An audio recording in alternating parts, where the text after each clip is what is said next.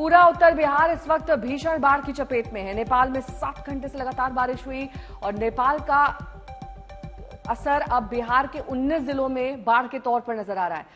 नेपाल से जुड़ने वाली तमाम नदियों में अचानक जलस्तर बढ़ गया और गांव के गांव डूबते चले गए। दरभंगा, सहरसा, सुपौल और इस वक्त कोसी के क्रोध का ये सभी जगह को सामना करना पड़ रहा है। नेपाल की सीमा से जुड़ने वाले 3 जिले बाढ़ की विभीषिका से इस वक्त जूझ रहे हैं। राज्य सरकार, जिला प्रशासन बाढ़ प्रभावित इलाकों में राहत के कार्यों में जुटे हुए हैं, लेकिन सवाल यह कि हर साल ऐसी नौबत क्यों आती है।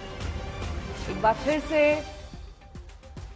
बिहार बाढ़ का सामना कर रहा है, जिसमें उत्तर बिहार पर इस वक्त सबसे ज्यादा कहर बाढ़ का देखा जा रहा है। सुपौल प्रभावित है, जो उत्तर बिहार में आता है।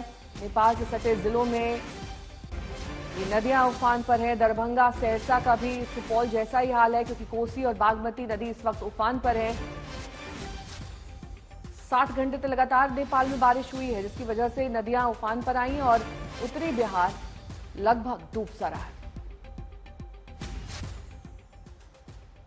उत्तर बिहार में कैसे इस वक्त बाढ़ की शक्ल में तबाही उतर आई है, ये हम आपको एक छोटी सी रिपोर्ट के जरिए दिखाते हैं। बिहार की 3 नदियों में उफान ने एक बड़ी आबादी को जलमग्न कर दिया है। आज तक के 3 संवाददाता लगातार उत्तर बिहार के डूबे क्षेत्र से रिपोर्ट भेज रहे हैं। जरा देखिए बिहार के 19 से ज्यादा जिले कैसे भीषण तबाही से गुजर रहे हैं।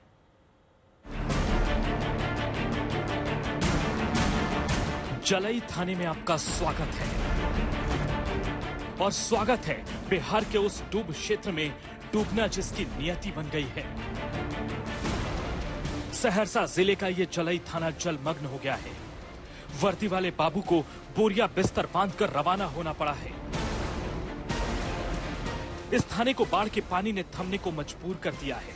सिपाहियों की बंदूकें बेबस हो गई हैं। लंबी नली वाली इस बंदूक को फिलहाल कंधे की नहीं, उस कोने की जरूरत है जहां पानी की घुसपैठ ना हो पाए। नेपाल में भारी बारिश हुई और बिहार पर आफत आ गई। दशकों से यही होता रहा है।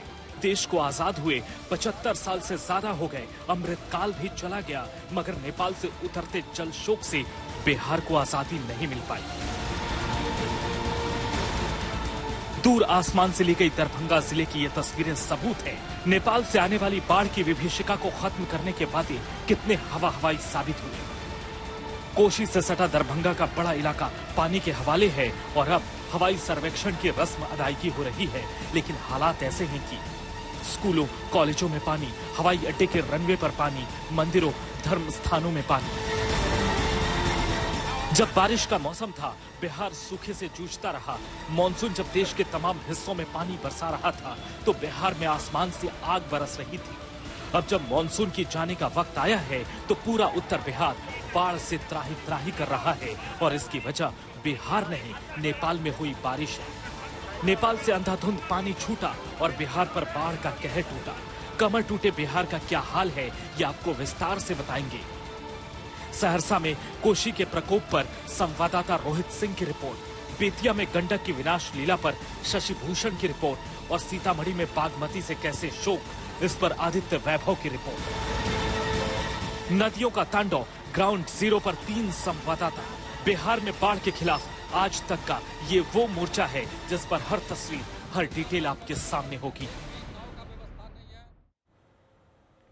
आपने बाढ़ की विभीषिका देखी और आपने ये भी देखा कौन कौन सी वो जगह हैं जहां पर इस वक्त बाढ़ देखने को मिल रही है। आज तक संवाददाता रोहित सिंह एक जगह पर पहुंचे हैं।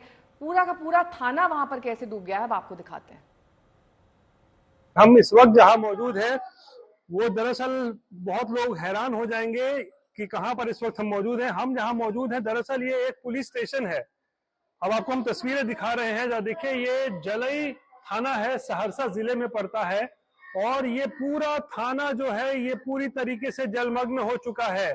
चारों तरफ देखिए आप, ये थाना जो है 3 से 4 फुट का पानी जो है वो अंदर जो है घर अंदर जा चुका है और इसका जो ग्राउंड फ्लोर है पूरी तरीके से जो है वो पानी में डूबा हुआ है। हालांकि जो फर्स्ट फ्लोर है वहां तक अभी पानी नहीं पहुंचा है और कोसी नदी पर बना जो पश्चिमी तटबंध है वो ध्वस्त हुआ। उसके बाद जो है कई इलाकों में जो है कोसी का पानी जो है फैलना शुरू हो गया। उसी में से उसी के कारण जो है ये थाना भी जो है वो पूरी तरीके से जलमग्न हो गया है। चारों तरफ आप देखिए, इस तरफ भी देखिए, मोटरसाइकिल जो है थाने में जो रखे रहते हैं, ये सब कुछ जो है वो डूबा हुआ है।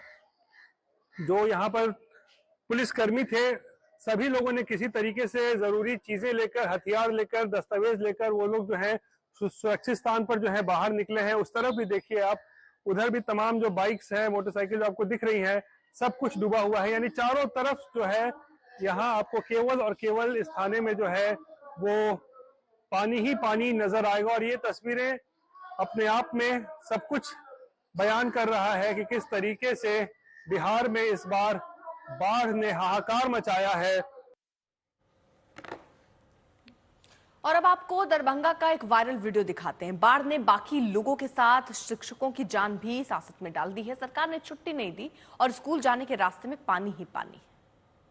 तिलकेश्वर जा रहे हैं मूल्यांकन कार्य के लिए। बीआरसी से प्रगति पत्रक रिसीव किए हैं और वहीं बीआरसी जा रहे हैं। मूल्यांकन कार्य चल रहा है।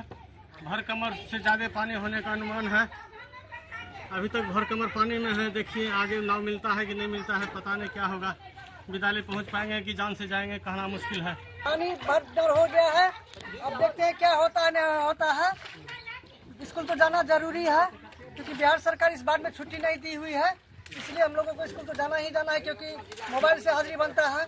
पानी बहुत जो है सो उफान पर है। हम लोग कैसे जो है विद्यालय जा पाएंगे या नहीं जा पाएंगे, जान माल का क्षति होगा या क्या होगा। हम लोगों को जो है सरकार तरफ से कोई नाव का जो है सो कोई व्यवस्था नहीं है। अनु सरकार हम लोगों को छुट्टी दे रही है। अब क्या पता कि हम लोग जो है कैसे जा पाएंगे कि या नहीं जा पाएंगे। पानी में जो है सो बहुत दिक्कत हो रहा है हम लोगों को। इधर बिहार में एक के बाद एक बांध भी टूट रहे हैं। गंडक नदी में बाढ़ के कारण बेतिया में एक और बांध टूट गया और अपने साथ बर्बादी का मंजर लाया। देखिए संवाददाता शशि भूषण की प्रभावित क्षेत्र से ग्राउंड रिपोर्ट। इस वक्त हमारी मौजूदगी बेतिया के पीड़ी तटबंध पे है, जहां एक बड़ा हिस्सा पटजिरवा के पास से टूटा है। बीती रात ये तटबंध टूट गया।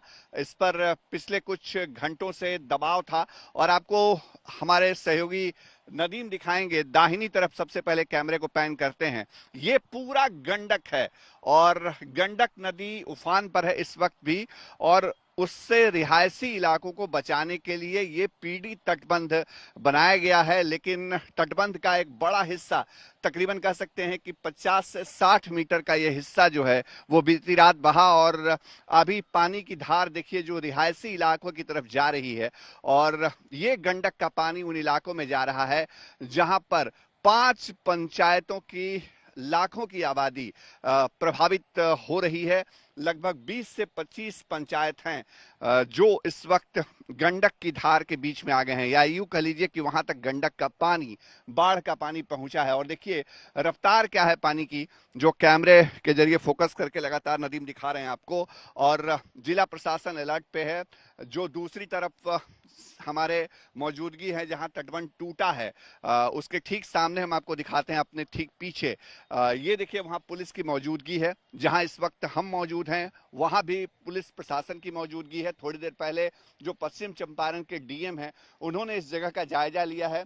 जल संसाधन विभाग के अधिकारियों के आने का अभी इंतजार हो रहा है, क्योंकि यहाँ कोई भी अभी तक जो तटबंध को सुरक्षित करने के लिए काम की शुरुआत होनी चाहिए थी या इसको रोकने के लिए जो जरूरी कदम है वो नहीं उठाया गया है। और थोड़ा और आगे की तरफ चलते हैं। हालांकि आगे जाना बेहद खतरनाक है क्योंकि हमारे सामने रह रह करके तटबंध का जो हिस्सा टूटा है वहां से धसान हो रही है मिट्टी की, तो आगे जाने की मनाही है। लेकिन हम आपको दिखा रहे हैं जहां तक कैमरे की नजर जाती है वहां तक मकान और रिहायशी इलाका नजर आता है और साथ ही साथ जो लोग हैं वो भी फंसे हुए हैं। सहयोगी कैमरा पर्सन नदीम आलम के साथ शशि भूषण, आज तक। शशि भूषण हमारे साथ, हमारे सहयोगी इस वक्त जुड़ भी चुके हैं जिनकी रिपोर्ट आप देख रहे थे। इस वक्त स्थिति क्या है शशि भूषण से समझते हैं। शशि भूषण, किस तरीके के हालात वहां पर बने हुए हैं बाढ़ के बीच में, जब लोगों के घरों तक, उनके आशियानों तक पानी पहुंच चुका है, कैसे गुजर बसर कर रहे हैं?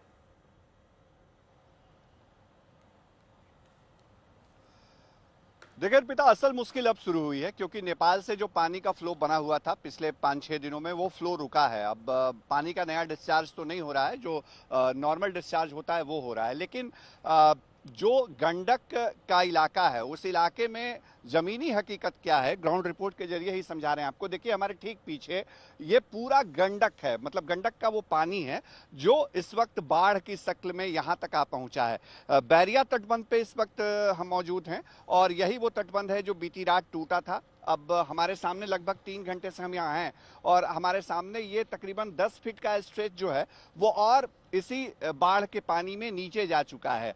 और बाईं तरफ सहयोगी नदीम पैन करें, दिखाएं, ये पूरा इलाका लगभग 5 पंचायतों के 20 से 25 गांव, मानकर चलिए एक गांव की आबादी अगर 10,000 भी है या उससे कम भी है तो लाखों की आबादी यहां प्रभावित होगी इससे। अब उन लोगों के जीवन पे संकट है, भले ही ये हर साल विपदा झेलने के लिए अभ्यस्त भी हैं, लेकिन ये तटबंध आखिर टूटा क्यों? ये रिंग बांध है और आप देखिए इस सड़क पर, थोड़ा सा इस पर नीचे फोकस करते हैं, ये पूरी कालीकरण की हुई सड़क है, बांध के ऊपर ही सड़क का निर्माण है। लेकिन जब आगे चलते हैं तो आपको दिखाते हैं, देखिए यहाँ पर सड़क टूटी हुई है और यहाँ पर एक धंसान है नीचे की तरफ। ये इस तरह की तस्वीरें होती हैं अर्पिता जब इस तरह के बांध में डैमेज होता है। क्यों होता है इसको समझाते हैं थोड़ा। ये जो पूरा हिस्सा है ये कहीं ना कहीं पानी का प्रेशर आता है तो ये हिस्सा जैसे ये दबा, तो इस हिस्से पर ही जल संसाधन विभाग को या सरकार को काम करना है। उसके लिए जियो बैग्स डालने चाहिए। यहाँ पे जियो बैग्स जो होते हैं वो मजबूत क्वालिटी के बैग्स होते हैं जिसमें बांध को बचाने के लिए मटेरियल डाल के उसको पुश किया जाता है यहाँ पे। लेकिन यहाँ की तस्वीर देखिए क्या है, ये जो यहाँ पर बैग्स डाले गए ये सामान्य बोरियां हैं जो हाथ, देखिए मैंने धीरे से उठाया और ये बोरी उठ के हाथ में चली आई। जो सीमेंट की बोरियां हैं उसमें गंगा का सफेद बालू भर करके उसको यहाँ पर प्लांट किया गया और ये आपको इस पूरे बांध पे जगह जगह यही चीज मिलेगी देखने को। यानी सरकार के जिस विभाग के ऊपर तटबंध को बचाने की जिम्मेदारी थी वो विभाग सही तरीके से काम नहीं कर रहा था।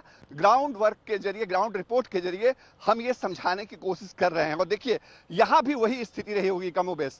यहाँ भी एक दबाव का सेंटर बना, जो काम किया जाना चाहिए था जल संसाधन विभाग को वो उससे नहीं किया और नतीजा ये हुआ कि अब ये लगभग 100 फीट से ज्यादा का स्ट्रेच जो है वो बह चुका है गंडक के पानी में। अर्पिता,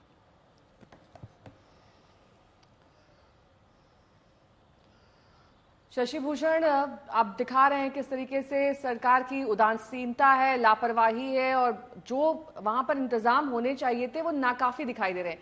लेकिन क्या महज हवाई सर्वेक्षण कर लेने भर से वहां की स्थिति और वहां की जो ऊपर एरियल रूट से आप देख सकते हैं कि कैसे पूरा का पूरा उत्तर बिहार इस वक्त पानी की चपेट में है, क्या अब वाकई स्टेप अप एक्शंस लिए जाएंगे या फिर कहीं ना कहीं इसमें ढिलाई है? देखिए बाढ़ को बिहार में, मतलब एक तरह से कहिए कि बाढ़ की तबाही बिहार में आए हुए लगभग 72 घंटे गुजर चुके हैं। 4 दिन से तो हमारी मौजूदगी है, ग्राउंड रिपोर्ट हम कर रहे हैं और अभी भी देखिए जो एरियल सर्वे करने के लिए मुख्यमंत्री निकले हैं, लेकिन ये जो पूरा हिस्सा टूट गया ना वहां सिर्फ और सिर्फ आज तक की टीम है। प्रशासन की मौजूदगी है, पुलिस की मौजूदगी है नेहा, लेकिन वो मौजूदगी इसलिए है कि लोगों को रोकना पड़ेगा आपको। बहुत बहुत शुक्रिया इस तमाम जानकारी के लिए।